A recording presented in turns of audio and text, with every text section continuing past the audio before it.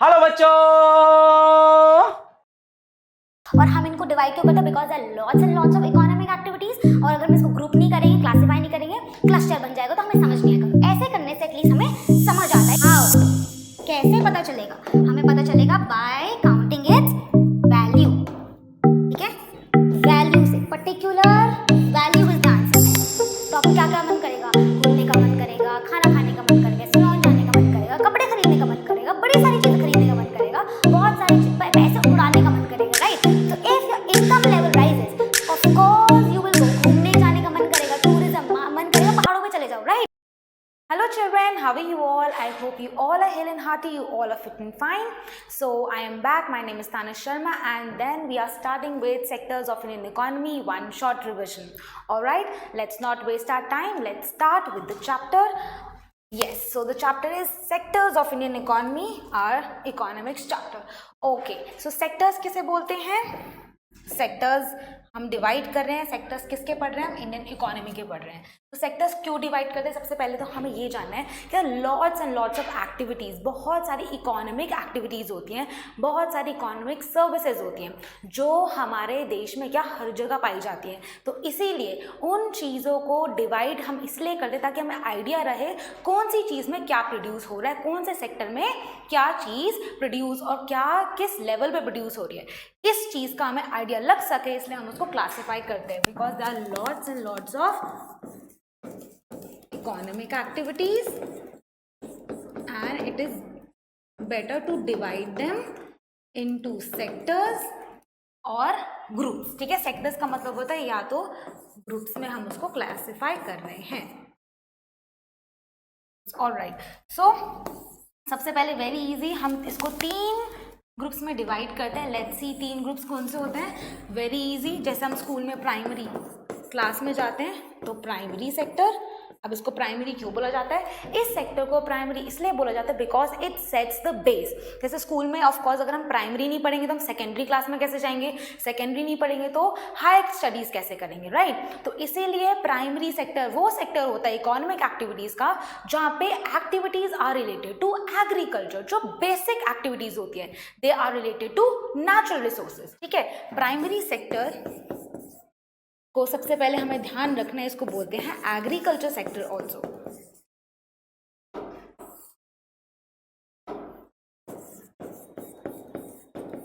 It is also known as agriculture sector because most of the activities are related to natural resources.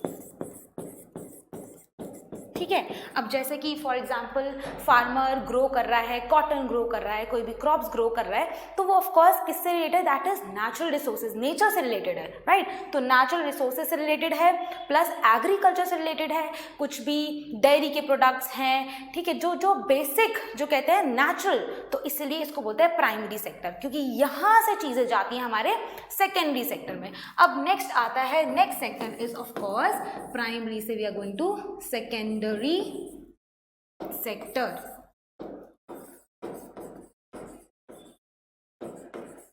Secondary sector of course क्या होता है? यहाँ पे ये वाले जो प्रोडक्ट्स हमारे यहाँ बनते हैं दैट गेट्स चेंज्ड, वो वहाँ पे चेंज होते हैं। और क्या कहते हैं चेंज कैसे होते हैं? बेसिकली वो होते हैं मैन्युफैक्चर।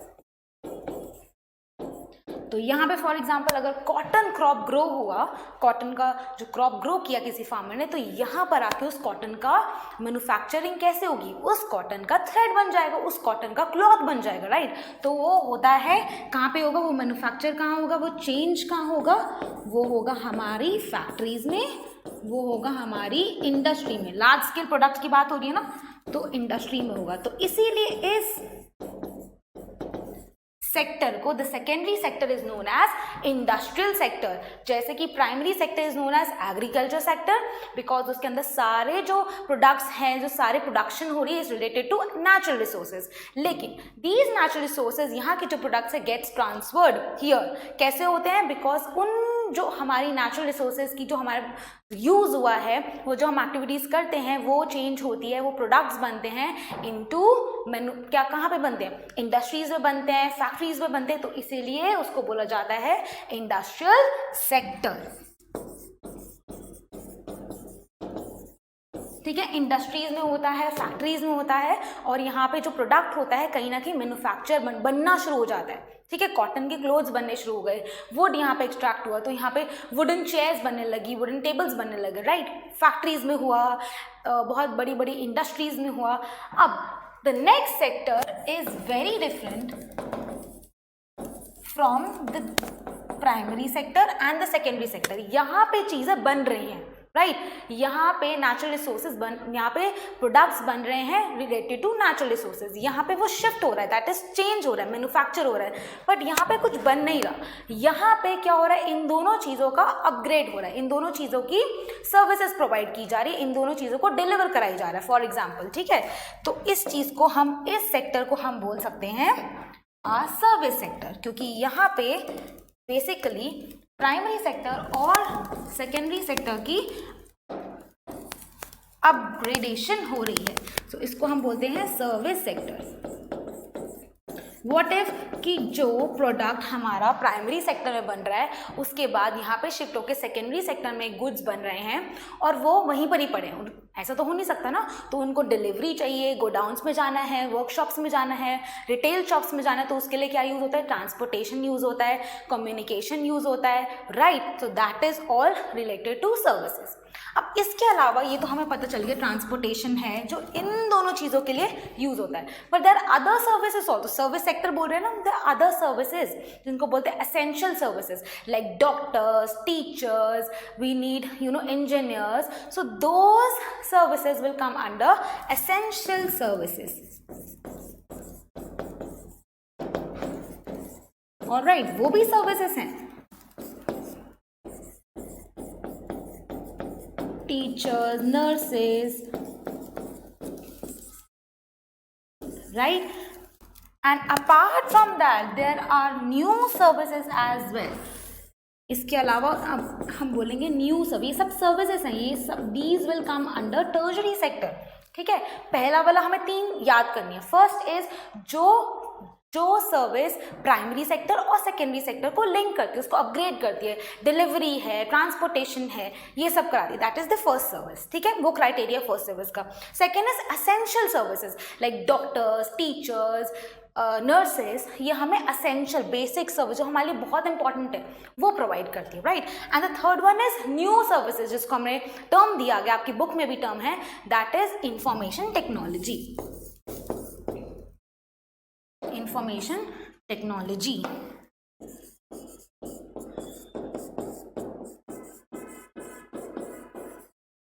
ठीक है।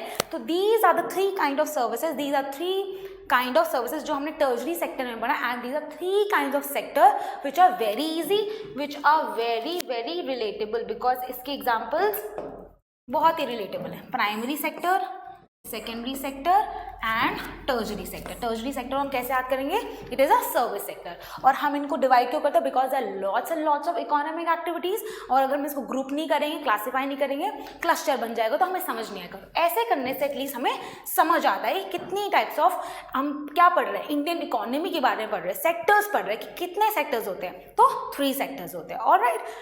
इसके बाद द नेक्स्ट थिंग इज कि हम इनको कंपेयर कैसे करेंगे, 3 सेक्टर्स को कंपेयर कैसे करेंगे। अब हमें ये तो पता चल गया कि there are lots and lots of economic activities. ठीक है, इकोनॉमिक एक्टिविटीज होती हैं, बहुत सारी होती हैं, राइट। और अगर इकोनॉमिक एक्टिविटीज हो रही है तो इनके अंदर large number of people are involve, बहुत सारे लोग इन्वॉल्व होते हैं,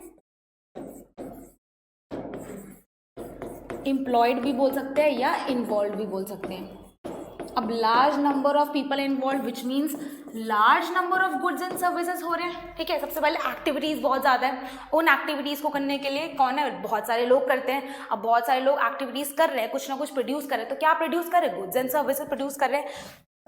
so large number of goods and services are produced. ठीक है, प्रोड्यूस हो रहा है, बेसिकली प्रोडक्शन की बात हो रही है। ठीक है, अब ये तो हमें समझ आ गया कि कौन सा प्रोडक्ट कहाँ पे आता है, लेकिन हम ये कैसे समझेंगे कि कितने, हमारे पास 3 सेक्टर्स हैं, प्राइमरी, सेकेंडरी, टर्शरी। अब इन सेक्टर्स में क्या क्या किस टाइम पे क्या प्रोड्यूस हो रहा है ये कैसे पता लगेगा, और किस पर्टिकुलर सेक्टर में कितने लोग इन्वॉल्व है ये कैसे पता चलेगा। ठीक है, तो the question arises, how do we count, how कैसे पता चलेगा, हमें पता चलेगा बाय काउंटिंग इट्स वैल्यू। ठीक है, वैल्यू से, particular value is the answer. Particular goods की जो प्रोड्यूस हो रहा है अगर हम उसकी वैल्यू काउंट करेंगे, वैल्यू क्या होती है, वैल्यू इज कीमत। अगर हम उस पर्टिकुलर प्रोडक्ट की कीमत कैलकुलेट करेंगे तो हमें पता चल जाएगा कि एक किस पर्टिकुलर सेक्टर में क्या क्या प्रोड्यूस हो रहा है और कितने लेवल पे प्रोड्यूस हो रहा है। राइट, ठीक है, तो 3 सेक्टर्स हमारे पास, इतना हमें समझ आ गया। लेकिन यहाँ पे एक कैच है, लेकिन हम क्या करते हैं, हम ऑफ कोर्स तीनों सेक्टर की चीज़ें इकट्ठा नहीं कर सकते, तो हम हमेशा यह यूज़ करेंगे final goods and services. Final से क्या मतलब है, इसमें कैच क्या है कि वी विल ऑलवेज कैलकुलेट, हम उसकी वैल्यू काउंट करेंगे, उसकी वैल्यू कैलकुलेट करेंगे जो होगा फाइनल गुड्स एंड सर्विसेज।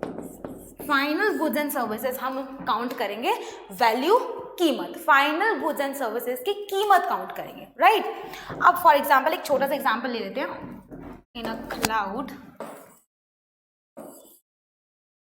ठीक है, सो द एग्जांपल इज, अब क्वेश्चन अराइजेस कि फाइनल गुड्स एंड सर्विसेज क्यों लेते हैं हम, सारी क्यों नहीं, सारी गुड्स एंड सर्विसेज जो प्राइमरी में हो रही है, फिर सेकेंडरी में हो रही है, टर्शरी में हो रहा है, सारा क्यों नहीं करते, एक एक चीज़ क्यों नहीं करते, हम फाइनल गुड्स एंड सर्विसेज को क्यों करते हैं। बिकॉज नाउ लेट्स सी कि हम एक बिस्किट का एग्जांपल लेते हैं, that is given in your book also. ठीक है, सो बिस्किट की अगर हम जर्नी देखें तो इट स्टार्ट्स फ्रॉम, बिस्किट के अंदर क्या यूज़ होता है, वीट।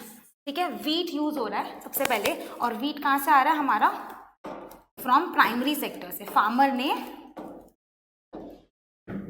ने वीट को ग्रो किया। राइट, तो हम लिख देंगे प्राइमरी सेक्टर। प्राइमरी सेक्टर में क्या किया, फार्मर ने वीट को ग्रो किया। अब ये वीट गया कहाँ पे, सेकेंडरी सेक्टर में। ठीक है, ऑफ कोर्स सेकेंडरी सेक्टर में क्या मैन्युफैक्चर होता है। ठीक है, मशीन्स में जाता है, क्योंकि बिस्किट एंड प्रोडक्ट है ना, फाइनल गुड्स एंड सर्विसेज हम काउंट करें बिस्किट। ठीक है, अब फार्मर की मेहनत लगी कि उसने, सर्विसेज क्या है, फार्मर की मेहनत लगी कि उसने वीट को ग्रो किया। यहाँ समझ आ गया, हमें वीट भी मिल गया। उसके बाद जब वो सेकेंडरी सेक्टर में जा रहा है तो वहाँ पे वो मैन्युफैक्चर हो रहा है, मशीन्स में जा रहा है। राइट, तो मशीन्स में जब गया वहाँ पे ज़रूरी तो नहीं है, हाँ वीट से उसका वीट का फ्लावर बना, फिर उसके अंदर ऑयल भी यूज़ हुआ, फिर उसमें शुगर भी यूज़ हुई। ठीक है, और कुछ एक्स्ट्रा चीज़ें जो बिस्किट बनाने के लिए लगता है वो सब यूज़ हुआ, और यहाँ पे प्रोसेस हुआ वो चीज़। After processing that tertiary sector की हमें सर्विसेज लगी। ठीक है, वहाँ पे एंड प्रोडक्ट बन गया हमारा बिस्किट इज़ रेडी, और वो बिस्किट रेडी है डिलीवर होने का।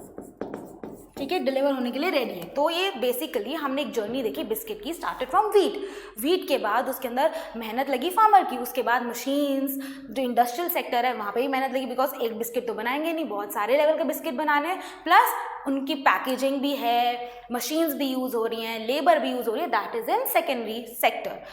उसके बाद आता है टर्शरी सेक्टर, जहाँ पे end product we have in a hand, that is biscuit, and that is also delivered to other shops. तो this was the journey of biscuit. ठीक है, अब हम ऑफ कोर्स बिस्किट की अगर हम कॉस्ट देखें तो टोटल आ रही है ₹60। ठीक है, हमको पता चल गया कि last final good and services में क्या यूज़ हो रहा है, ₹60 की उसकी कीमत आ रही है ऑल टुगेदर।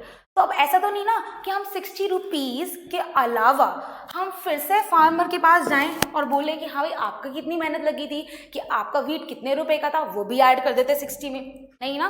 फिर उसके बाद हम जाएं मशीनों वालों के पास, लाइक इंडस्ट्रियल सेक्टर में भी जाएं कि आप भी बताओ आपकी मशीन की कॉस्ट कितनी लगी थी, आपकी मशीन की वैल्यू कितनी है, फिर हम वो भी ऐड करें 60 में, फिर हम डिलीवरी चार्ज भी डाल के, तो ऐसे तो बिस्किट तो कितने ज़्यादा रुपए का हो जाएगा, है ना। But when we are counting the value, जब हम वैल्यू काउंट कर रहे हैं तो फाइनल गुड्स एंड सर्विसेज के इसलिए लेते हैं बिकॉज अगर हम बार बार ये ऐड करेंगे तो उसके अंदर डबल हम सेम चीज़ें फिर से ऐड कर देंगे। जब हमने इसकी कॉस्ट ₹60 निकाली, उसमें क्या क्या इंक्लूडेड था, जो वीट, जिस कीमत पे वीट दिया गया था फार्मर ने, वो तो ऐड हुआ, प्लस व्हीट के अलावा फ्लावर बना, उसके बाद ऑयल ऐड हुआ, शुगर ऐड हुआ, वो भी इसके अंदर एडेड है 60 रुपीज़ के अंदर, प्लस उसकी delivery charge, packaging charge 60 rupees के अंदर, सब कुछ एडेड है, राइट। अगर हम बार बार वही चीज़ ऐड कर देंगे तो बिस्किट की कॉस्ट तो ज़्यादा हो जाएगी ना, तो इसलिए we always count final goods and services. Otherwise अगर हम सिर्फ फाइनल गुड्स एंड सर्विसेज नहीं रखेंगे तो क्या होगा, हम बार बार सेम चीज़ों को ऐड करते रहेंगे एंड वो क्या होगा, उसकी कीमत बढ़ जाएगी जो एक्चुअली में नहीं है, राइट। तो इसलिए द कैच है, जब हम वैल्यू काउंट करते हैं, जब हम कंपेयर करते हैं 3 सेक्टर्स को, we only count the value. हम क्या काउंट करते हैं, वैल्यू किसकी, फाइनल गुड्स एंड सर्विसेज की, ठीक है। So now let's come to our definition. So the final goods and services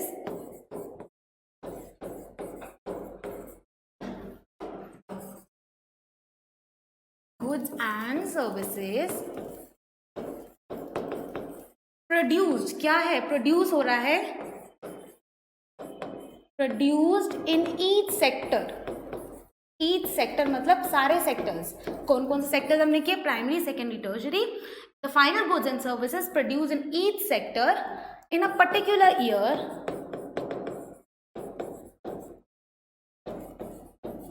ठीक है, पर्टिकुलर एक साल की बात होगी, ठीक है। The final goods and services produce in each sector, सारे सेक्टर्स में जो प्रोड्यूस हो रहा है in a particular year is what, it is the value of goods and service, that is the, वो हम क्या काउंट कर रहे हैं उसमें, हम काउंट कर रहे हैं कि हम कितनी, जो क्या था ये, this is how we are comparing the 3 sectors.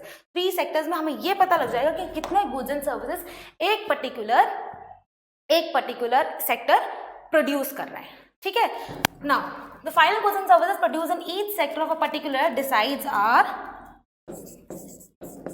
number of goods and services,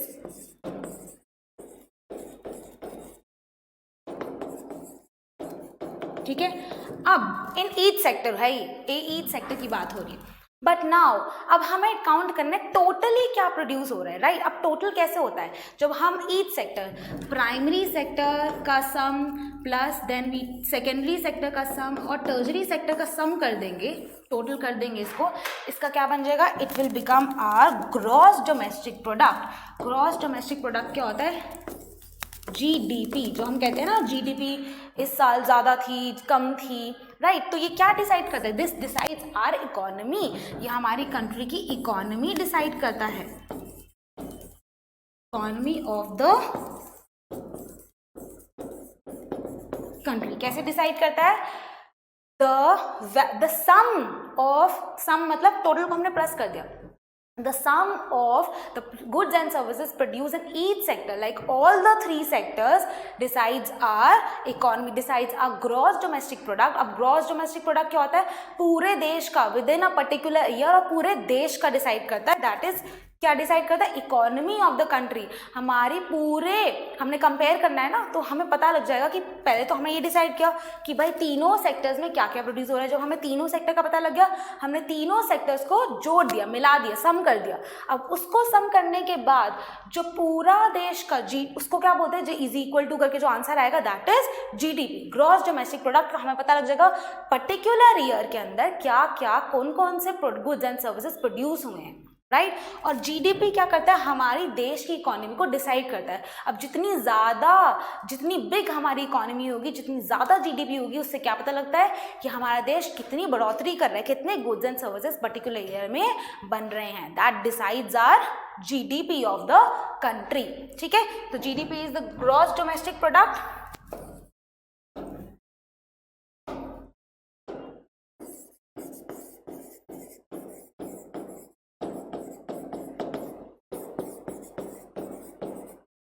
ठीक है, decides our gross domestic product, decides the economy of the country. और यही डिसाइड करता है कि भाई कितनी हमारी ज़्यादा इकोनॉमी, ज़्यादा होने का मतलब क्या होता है, उतने सारे गुड्स प्रोड्यूस हुए, उतनी ज़्यादा सर्विसेज प्रोड्यूस हुई, उतने ज़्यादा लोग एम्प्लॉयड थे। भाई इतना हमारा कहते हैं कि हमारी जीडीपी ज़्यादा थी, विच मीन्स यहाँ पे काम ज़्यादा हुआ है और प्रोडक्ट्स भी ज़्यादा बने हैं, मतलब ट्रेड अच्छा हुआ है basically, right. And now of course ये वाला इतना अपहिल टास्क होता है जीडीपी को कैलकुलेट करना, वो कौन करता है, हमारी सेंट्रल गवर्नमेंट करती है, ठीक है। सेंट्रल गवर्नमेंट कैलकुलेट्स दी CG मीन्स लिख देते हैं central government does this task of calculating GDP।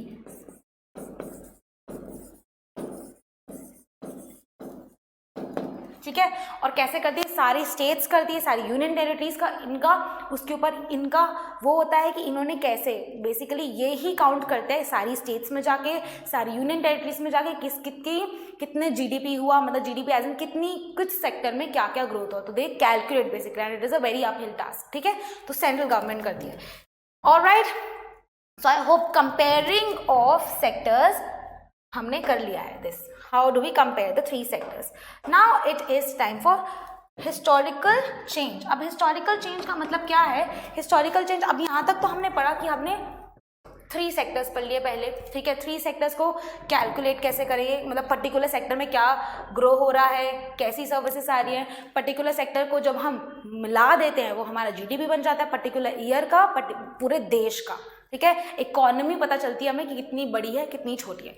लेकिन अगर हम थोड़ा हिस्ट्री में आए तो हिस्टोरिकल में क्या था, मतलब अब हम थोड़ी जर्नी देखते हैं, पुराने 100 सालों पुरानी की बात कर रहे हैं हम। ठीक है, तो क्या था हिस्टोरिकल शिफ्ट बोल सकते हैं आप, चेंज बोल सकते हैं। अब हम चेंज क्यों बोल रहे हैं? चेंज इसलिए बोल रहे हैं बिकॉज अगर हम पास्ट 10 साल 100 सालों पीछे डाले जाएं तो वहां पे सिर्फ प्राइमरी सेक्टर हमारा जो था,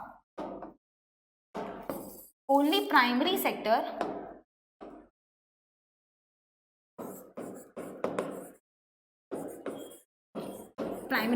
कैसे याद करते हैं? दैट वाज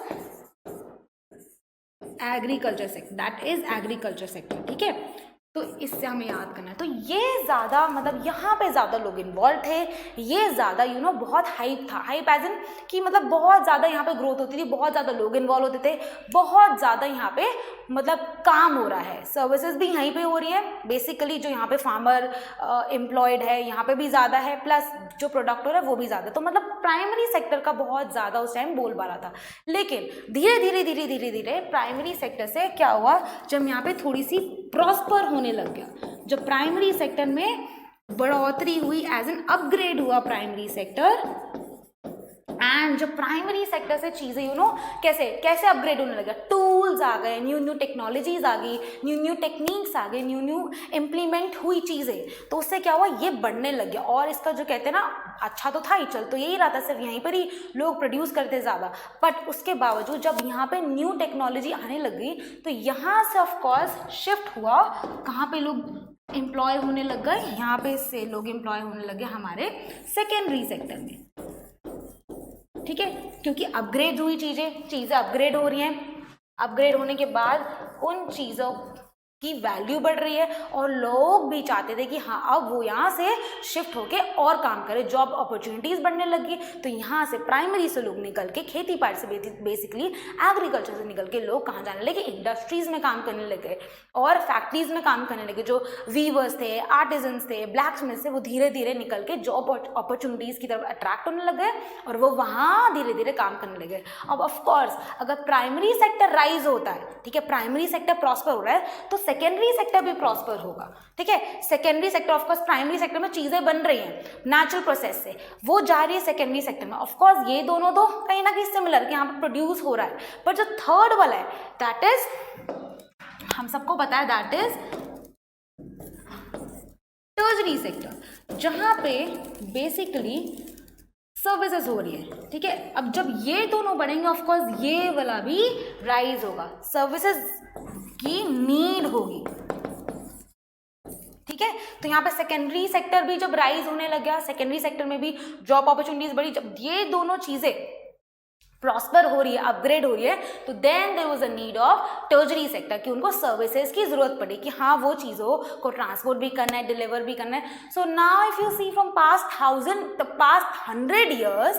ईयर्स की बात हो रही है, धीरे धीरे शिफ्ट होने लगा। प्राइमरी सेक्टर पहले ज़्यादा था, फिर क्या हुआ, हमारा सेकेंडरी सेक्टर बढ़ने लग गया, यहाँ पर जॉब अपॉर्चुनिटीज बढ़ने लगी। धीरे धीरे जब ये दोनों ग्रो हो रहे हैं, प्रॉस्पर हो रहे हैं, तो हमें ज़रूरत आती है टर्शरी सेक्टर की। अब टर्शरी सेक्टर का इतना ज़्यादा, जैसे कि हमने स्टार्टिंग में पढ़ा था, टर्शरी सेक्टर का सिर्फ ये मतलब नहीं है कि ट्रांसपोर्टेशन हो रहा है या कम्युनिकेशन हो रहा है। देयर आर 3 सर्विसेज, जो हमने 3 टाइप्स ऑफ सर्विसेज पढ़ी हमने। एक तो ऑफकोर्स ट्रांसपोर्टेशन वाली, जो these are interlinked, with primary and secondary. The other essential services like teachers, doctors, engineers, nurses, and apart from that, there are new services, IT, software, ठीक है। तो यहाँ पर ये चीज़ इतनी राइज होने लगी कि over a period of time tertiary sector, जो कि सिर्फ प्राइमरी सेक्टर था, ज़्यादा लोग इन्वॉल्व होते थे, ज़्यादा प्रोड्यूस होता था, वहाँ पे लोग ज़्यादा थे, वो धीरे धीरे धीरे क्या हुआ, जिस सेक्टर की नीड आने लगी दैट वाज टर्शरी सेक्टर। और टर्शरी सेक्टर इन दोनों से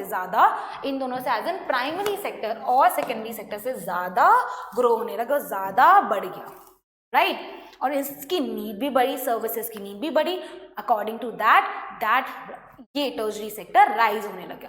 तो this was a historical shift अगर हम देखें तो किसका मतलब क्या है कि प्राइमरी सेक्टर पहले ज़्यादा था, राइट, इसमें प्रोड्यूस ज़्यादा होता था, लोग ज़्यादा इन्वॉल्व थे, धीरे धीरे जॉब अपॉर्चुनिटीज़ बढ़ी, फिर धीरे धीरे क्या हुआ, टर्शरी सेक्टर ज़्यादा हाइप हो गया, हाइप एज इन की ज़्यादा बढ़ गया, इसकी सर्विसेज ज़्यादा इन्वॉल्व होने लगी। तो नाउ सेक्टर्स ऑफ इंडिया में जब हम पढ़ रहे, जब हम लास्ट हमने ये पढ़ा कि टर्शरी सेक्टर की सर्विसेज बढ़ने लगी, ठीक है, right. Now what happened when tertiary sector की चीज़ें बढ़ने लगी, टर्शरी सेक्टर का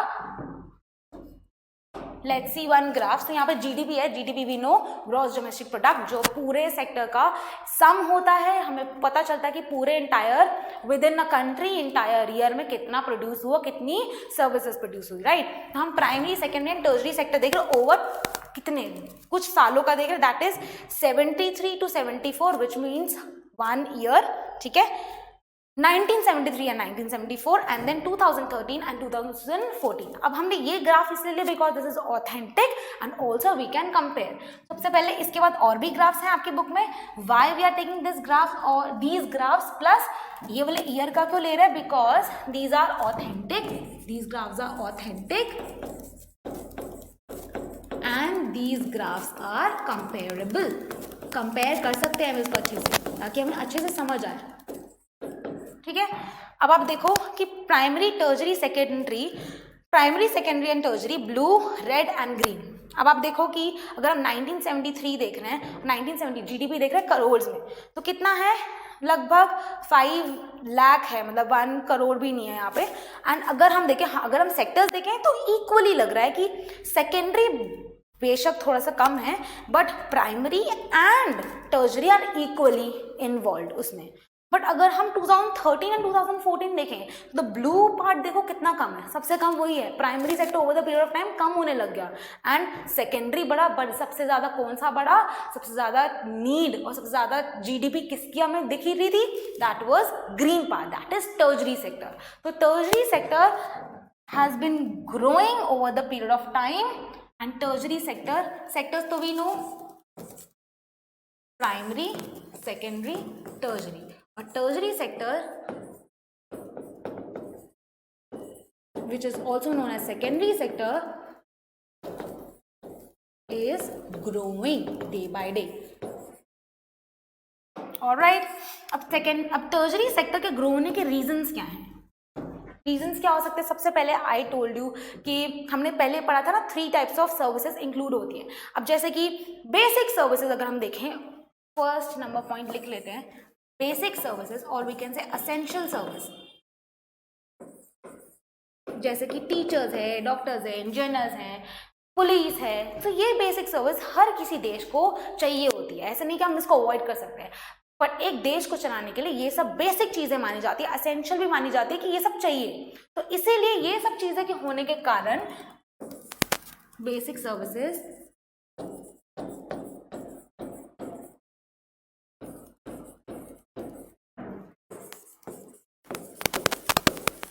ठीक है, तो ये सब के होने के कारण टर्शरी सेक्टर हमारा ज़्यादा इंक्रीज हो रहा है, जीडीपी वहाँ पे इंक्रीज हो रही है, right. Second point is of course we know that primary sector and secondary sector rise होगा।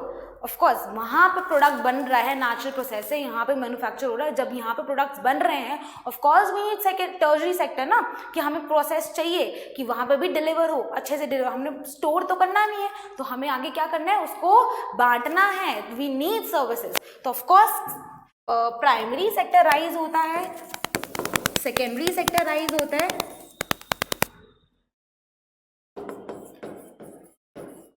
So of course tertiary sector will automatically rise. Tertiary sector उनसे ज़्यादा भी बढ़ सकता है. So primary sector and secondary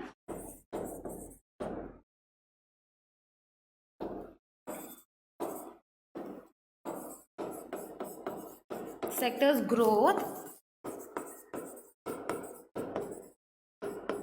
will automatically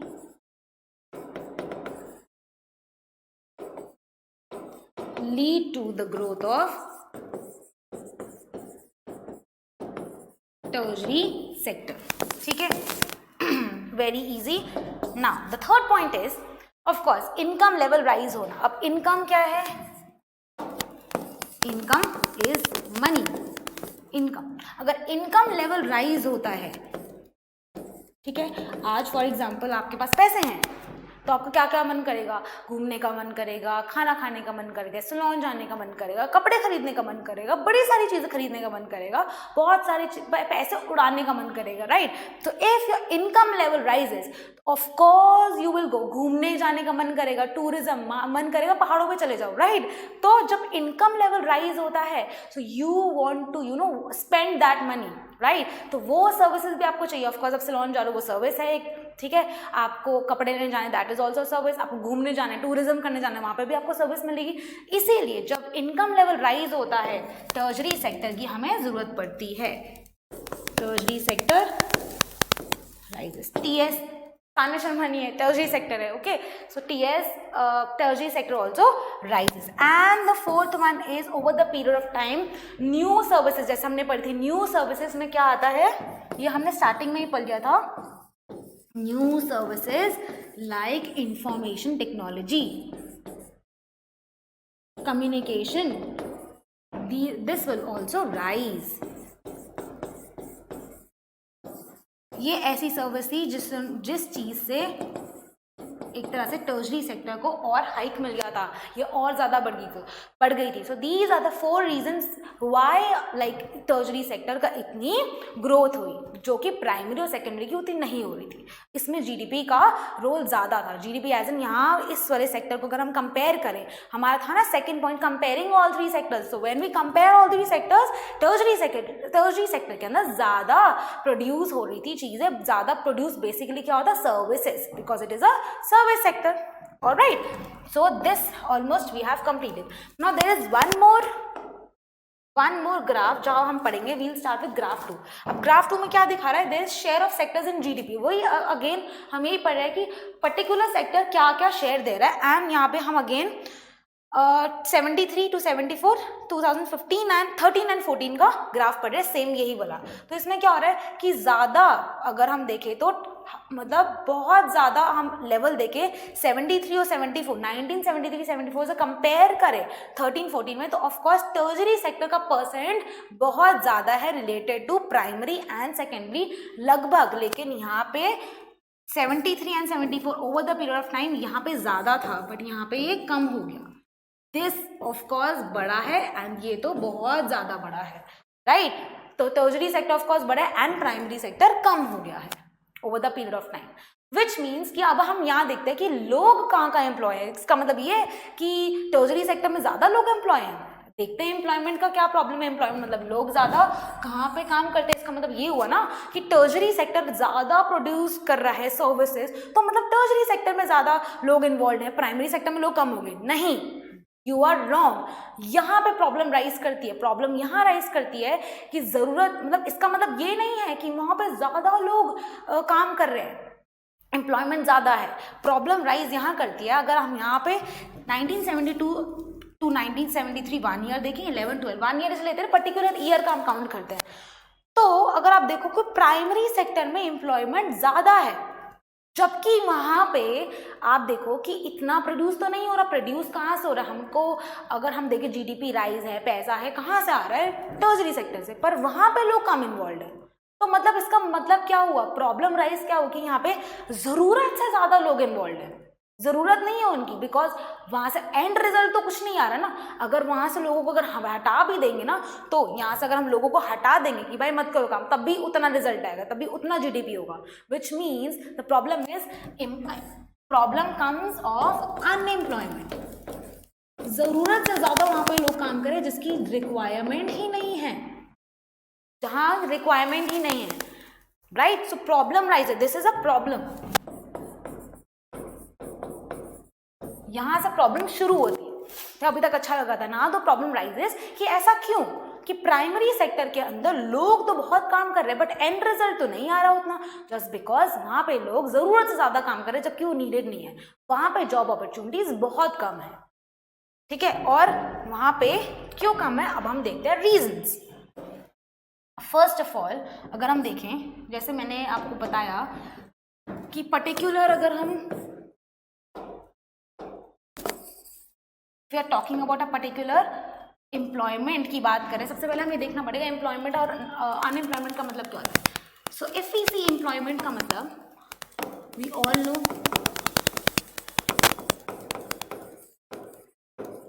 employment का मतलब जहाँ पे लोग एम्प्लॉयड हैं, जहाँ पे लोग काम कर रहे हैं, जहाँ पे लोगों के पास जॉब है, जहाँ पे दे आर अर्निंग सम और दी अदर थिंग, ठीक है। Next comes unemployment.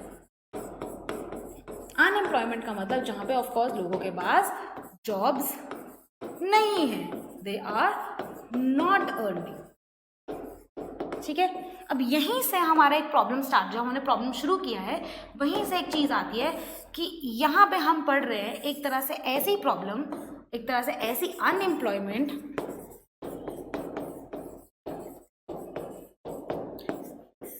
Where people are working, लोग काम कर रहे हैं बट वहां पे उनकी जरूरत ही नहीं है। सो इसमें क्या प्रॉब्लम है, people want to work, they are capable of working, ठीक है। इसको बोलते हैं अंडर एम्प्लॉयमेंट। क्या मतलब है कि सबसे पहले तो हमें ये जानना है कि वहां पे लोग की जरूरत नहीं है, दे आर नॉट रिक्वायर्ड। तो पीपल आर वर्किंग, वर्क तो कर रहे हैं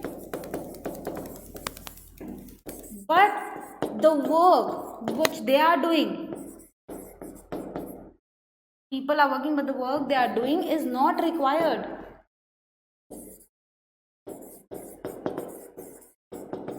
is not required,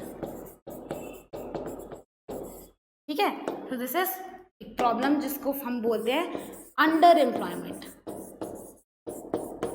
कि यही लोग अगर कुछ और करें तो वो और पैसा कमा सकते हैं क्योंकि दे आर केपेबल, वो काम कर सकते हैं, काम तो कर ही रहे हैं ना बट जरूरत ही नहीं है काम करने की। अब फॉर एग्जांपल एक काम एक बंदा कर सकता है, वहां पर 10 लोगों को लगा दो, जरूरत नहीं ना, उन लोगों की जरूरत ही नहीं है, 9 लोगों की जरूरत नहीं है, तो मतलब एक तरह से उनकी एनर्जी वेस्ट हो रही है, टाइम वेस्ट हो रहा है एंड रिजल्ट भी उतना नहीं आ रहा। तो विच मीन्स कि एक इंसान अगर एक काम कर सकता है तो जरूरत हो रही है कि वहां पर 9 लोगों को और लगा दो, तो which means that is under employment. वहाँ पे उनको अर्निंग भी उतनी नहीं हो रही, प्लस अर्निंग तो चलो दूर की बात है, वहाँ पे उनकी एनर्जी भी वेस्ट हो रही है and they are capable of doing work, ऐसे नहीं they sitting idle. So this also known as disguised in employment, disguised under employment, ठीक है। यहाँ से आता है disguised under employment,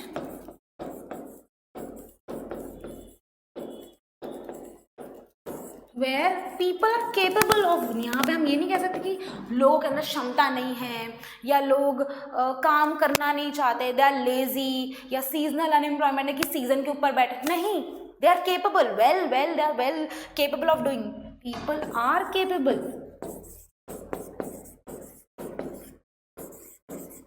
but the work is not required, right, the work they are doing is not required. Same चीज ही लिखी है मैंने, बस द कैच इज कि they are capable of doing work, ठीक है। This is known as disguised under employment. तो प्रॉब्लम जो राइज हो रही है यहाँ पे, जो हम देख रहे हैं कि यहाँ पे चलो ठीक है, हम मान लिए कि प्राइमरी सेक्टर धीरे धीरे कम हो रहा है, प्राइमरी सेक्टर के अंदर उतना प्रोड्यूस नहीं आ रहा, बट लोग ज़्यादा एम्प्लॉयड है वहाँ पे, विच मीन्स कि इसका मतलब यही हुआ ना कि वो लोग, प्रॉब्लम क्या थी, वो लोग अंडर एम्प्लॉयड हैं, ओके, वो लोग एम्प्लॉयड मतलब अनएम्प्लॉयड तो है, अंडर एम्प्लॉयड, मतलब अनएम्प्लॉयमेंट का मतलब होता है कि उनके पास जॉब नहीं है ड्यू टू रीजंस कि उनके पास कैपेबिलिटी नहीं है। डिसगाइज अंडर एम्प्लॉयमेंट मीन्स कि they are doing work they are capable of doing work but their work is not required. अगर वो ही क्षमता से वो कहीं और काम करे तो शायद भले ही उनको वहाँ पे मिल जाए, वहाँ पे उनको मनी मिल जाए, दे कैन अर्न समथिंग। अब ये रीज़न क्यों है कि वो क्यों नहीं करते काम? Just because they don't have enough facilities. So how to create more employment? The problem rise here कि हाउ टू क्रिएट, हाउ ऐसे लोगों के लिए कैसे करें?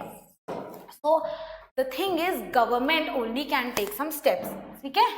So the reason lies here because government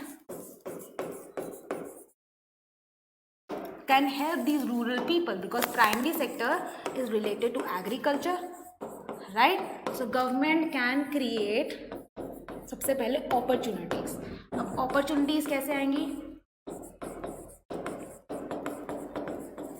By creating, जैसे कि for example by giving loans and credit with the form of local bank, ठीक है? local bank देगा, local bank at lower rate of interest, तभी जाके ये लोग uplift होंगे, तभी जाके they can work something productive, ताकि अगर वो जो वर्क कर रहे हैं वो काउंट हो, एटलीस्ट वो काउंट तो हो and they will get money at the end of the day. तभी वो प्राइमरी सेक्टर में उनका जीडीपी काउंट होगा, बिकॉज जीडीपी तो काउंट नहीं हो रहा, सिर्फ उनकी एम्प्लॉयमेंट काउंट हो रही है, जो कि ऐसी वेस्ट जा रही है, right? End of course government can also create opportunities. यहाँ पे अपॉर्चुनिटीज ऐसे क्रिएट हो सकती है by opening new schools. New schools खोलेंगे तो टीचर्स की ज़रूरत होगी, न्यू स्कूल खोलेंगे तो किसकी ज़रूरत होगी? पियंस की ज़रूरत होगी, ठीक है? टीचर्स, सर, बहुत सारा स्टाफ चाहिए होता है स्कूल खोलने के लिए, राइट? तो उसकी ज़रूरत होगी, तो ऐसे ही अपॉर्चुनिटीज़ बढ़ेंगी, ठीक है?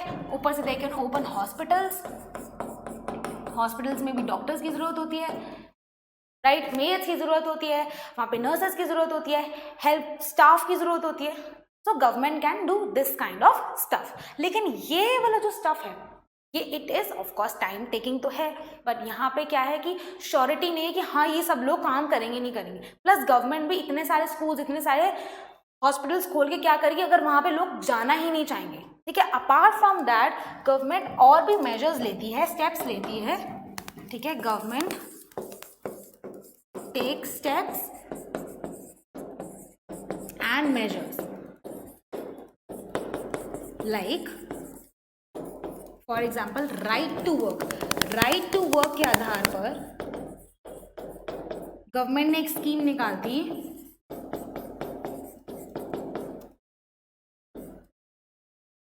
जी। So Mahatma Gandhi national rural employment guarantee act, इसके तहत क्या हुआ था कि गवर्नमेंट प्रोवाइड करती है 100 guaranteed days, guaranteed 100 days to the rural people, जो उनको देती है those who want to work, those who are able to work and those who need work। ऐसे किसको उठा के ये चीज़ स्कीम नहीं मिल जाती। तो किसकी क्राइटेरिया क्या है? those who want to work, need plus able to, कर सकते हैं कि नहीं, इंसान करना चाह रहा है, उसको ज़रूरत भी है बट कर नहीं पा रहा बिकॉज बीमार है, ऑफकोर्स उसको कैसे करेगा ना फिर काम, उसको ये स्कीम नहीं मिलेगी। So government also raises schemes, measures and also take steps, जिससे कि जो हमारी गवर्नमेंट ऑफकोर्स ये प्रोवाइड कर सके, ये इंश्योर कर सके कि जो लोगों के पास सपोर्ट नहीं है उनको सपोर्ट मिले, ताकि वो काम करें एंड वो अपलिफ्ट हो, वो जहाँ पर अंडर एम्प्लॉयमेंट है वो कम हो और जीडीपी राइज हो इन द प्राइमरी सेक्टर, जो कि अभी तक नहीं हो रहा है, जो नहीं हो पा रहा है, right? So this is the example how we can create more employment, कि गवर्नमेंट ही करती है अपनी एम्प्लॉयमेंट कैसे इंक्रीज कर सकते हैं, ये गवर्नमेंट के हाथ में होता है। You can not do anything in this thing, right? Next comes division of sectors. Of course division of sectors का मतलब अभी तक हमने सेक्टर्स पढ़े, हमने देखा सेक्टर्स को कैसे कंपेयर कर सकते हैं, हमने देखा आफ्टर कंपेयरिंग सेक्टर्स को हमने कंपेयर कर लिए, रीजंस भी देख लिए कि कैसे कंपेयर कर सकते हैं, ठीक है? उसके बाद हमने देखा कि नेक्स्ट वी सॉ ग्राफ्स कि टर्शरी सेक्टर हमारा बहुत इंपॉर्टेंट हो गया, राइट? टर्शरी सेक्टर इंपॉर्टेंट तो हो गया, हमने उसके रीजंस भी देखे। अपार्ट फ्रॉम दैट हमने देखा कि प्राइमरी सेक्टर प्राइमरी सेक्टर उतना इंक्रीज नहीं हो पा रहा. द रीजन वॉज कि यहाँ पे लोग भी एम्प्लॉयड है, and the reason the problem lies here कि वहाँ पे लोग अनएम्प्लॉयड है, अंडर एम्प्लॉयड है. दिस गाइस अनएम्प्लॉयमेंट चल रही है. और अब हमने ये देख लिया कि एम्प्लॉयमेंट हम कैसे क्रिएट कर सकते हैं. Apart from that there is also a divisional sector. Sector मतलब जो अभी हम पढ़ रहे हैं, primary sector, secondary sector, tertiary sectors और भी डिवाइड हो सकते हैं, और भी डिवीजन हो सकती है. किस में हो सकती है? There are two types of sectors, जिसको हम बोलते हैं ऑर्गेनाइज सेक्टर. नाम से ही पता लगे ऑर्गेनाइज्ड है, ठीक है. And the other one is organise sector and the other one is unorganise sector.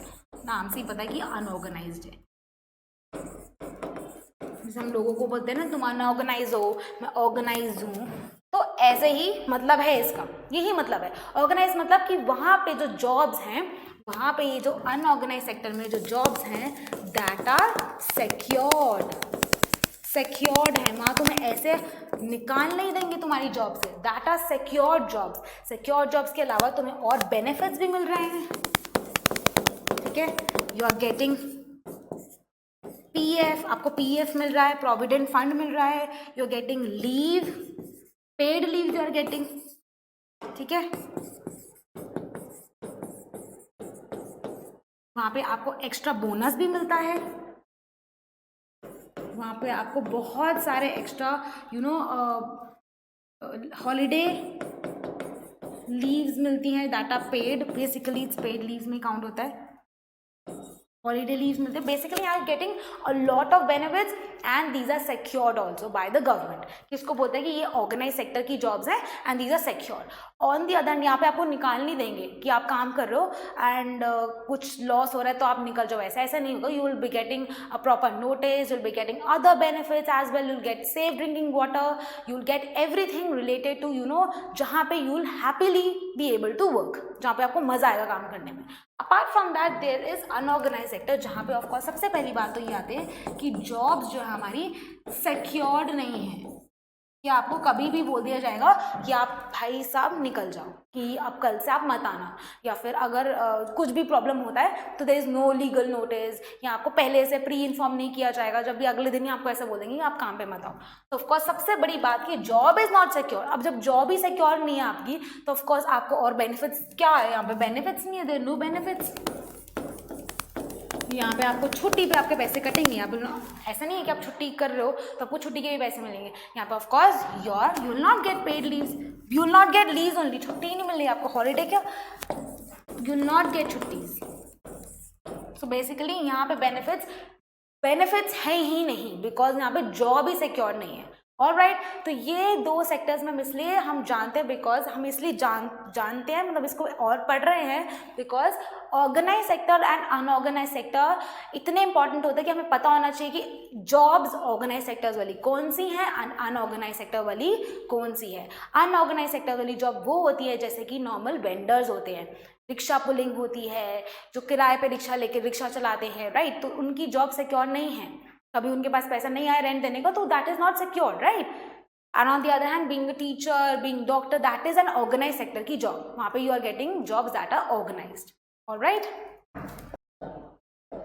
okay, so there are many others. So for example unorganized sector में there are very much people involved. और एक और चीज़ हमें देखने की there are many organized sectors also in unorganized sector. अब यहाँ पे एक ऐसी बात मैं हमने बोल दी ना, unorganized sector के अंदर organized sectors भी है. अब क्या होता है कि कुछ अनऑर्गेनाइज सेक्टर्स में ऐसे ऑर्गेनाइज सेक्टर्स आ जाते हैं जो they do tax invasion.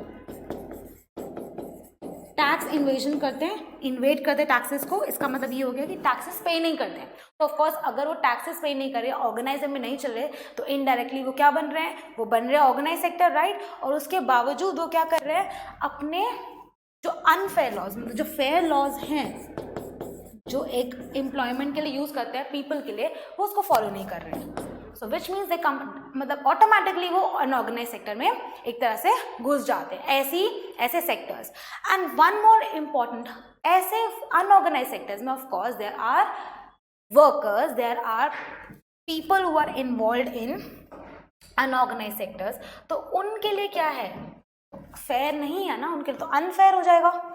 So there are people, या फिर the question arises how to protect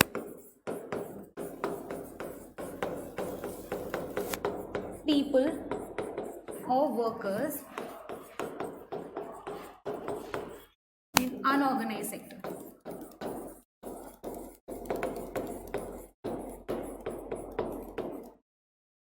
This is a question. ठीक है, of course again government he help करती है करने में, बिकॉज यहाँ पे यूज होते हैं अनफेयर लॉज, उनको एक्सप्लॉइट किया जाता है. ठीक है, उनको एक्सप्लॉइट किया जाता है. बोला जाता है कि स्टार्ट तो किया था उन्होंने ऑर्गेनाइज सेक्टर से, राइट, लेकिन ड्यू टू कंपनी या सेक्टर्स ऐसे हो जाते हैं जो वो टैक्स इन्वेट करते हैं, सारे लॉज को अच्छे से फॉलो नहीं करते, तो इनडायरेक्ट वे में वो क्या हो जाता है, अनऑर्गेनाइज सेक्टर हो जाता है. वहाँ पे एक्सप्लॉइट किया जाता है वर्कर्स को. ठीक है, वर्कर्स को एक्सप्लॉइट किया जाता है. एंड यहाँ पे government can only take measures, government should take measures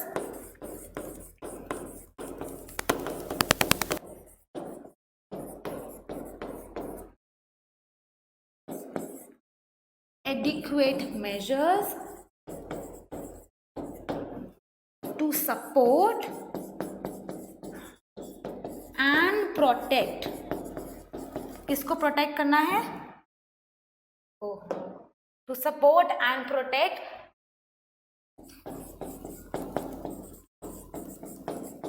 workers in unorganized sector, right? समझ आया? अनऑर्गेनाइज सेक्टर्स में ऐसे पीपल और ऐसे वर्कर्स होते हैं जिनको एक्सप्लॉइट किया जाता है, उनको पूरी तनख्वाह नहीं दी जाती, तो ऐसे गवर्नमेंट को ही एडुकेट मेजर्स लेने चाहिए ताकि ऐसे वर्कर्स को एक्सप्लॉइट ना किया जाए. जो वादा किया था वो ही उनको तनख्वाह मिले, वही सैलरी मिले, प्लस अनफेयर लॉज जो चल रहे हैं वो फेयर हो. मतलब अनफेयर लॉज में नहीं उनको रहना, वो ऑल एक्सप्लॉइट होते रहेंगे ऐसे. तो government should take adequate measures, जो गवर्नमेंट नहीं लेती है basically. Now there is also a division of sectors in terms of ownership. So ownership के हिसाब से भी there is division of sectors. तो पहला आता है हमारा public sector, then there is private sector. तो basically इसका मतलब होता है owning and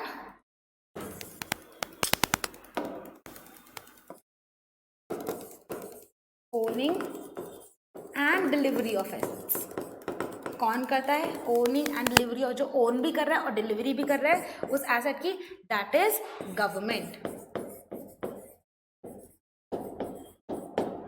ठीक है, और यहाँ पे again owning and delivery of asset कर रहा है हमारा प्राइवेट कंपनी.